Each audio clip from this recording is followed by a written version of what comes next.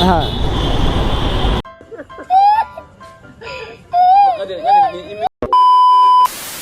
লজ্জা নাই মামা তোমার খাবার বলা ইচ্ছা করে দাঁড়াইলাম তো শহরে বাচ্চা কি করে এই খানকির পোলা গুলো যে রং সাইড চোদায় এ দেখলে আমার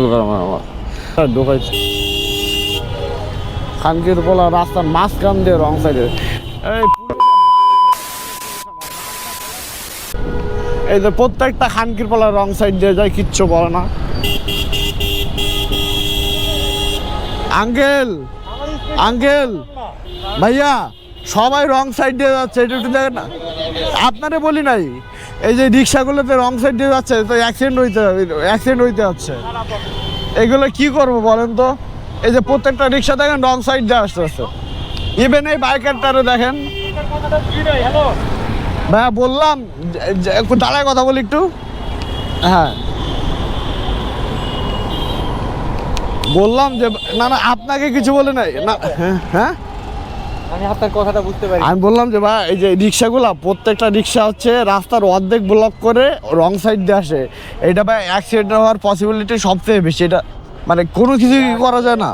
এটা আসলে গলার কাটা বুঝতে পারছেন ভাই গলার কাটা মানে আমি একটা কথা বলি আমার বাসা হচ্ছে শেখেরটেক তো ওই রাস্তায় সন্ধ্যার পরে রিক্সার জন্য চলাই যায় না এখন এটা কি করব বলেন বাইক অ্যাক্সিডেন্ট হচ্ছে এটা চিন্তার বাইরে আর আমি হচ্ছে উল্টা আসতেছে আমার ডিউটিটা হচ্ছে কোথায় কোথায় রং পার্কিং এটা দেখেন না না আপনারটা তো ঠিক আছে আপনি পুলিশ আপনার একটা এমার্জেন্সি থাকতে পারে ওটা আলাদা বিষয় আপনি হচ্ছেন সরকার জি জি আপনি একটা আইন বানাবেন আমি আমার কাজ হচ্ছে সেটা প্রয়োগ করা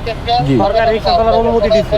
ধান কাটার কামলা মাটি কাটার কামলা ভাই আগে যারা দুনিয়ার যে কোনো কাজ করতো সবাই এখন একটা রিক্সা চালায় আর এদের নাই বেল ব্রেক নাই কিছু রং সাইড দিয়ে চালায় এদের কোনো ভয় ডরও নাই কারণ এদের তো লাইসেন্স নাই পুলিশে কি করবে ভাই রিক্সা চালার সাথে অনেক কিছু করে অনেক মার খেয়েছি ভাই আর বলতে চাই না আমি দেখেন কি বলবো বলেন ভাই এই যে রাস্তাঘাটে গাড়ি চালাতে গেলে এখন ভয় লাগে আগে ভয় লাগতো কুত্তা এখন ভয় লাগে রিক্সা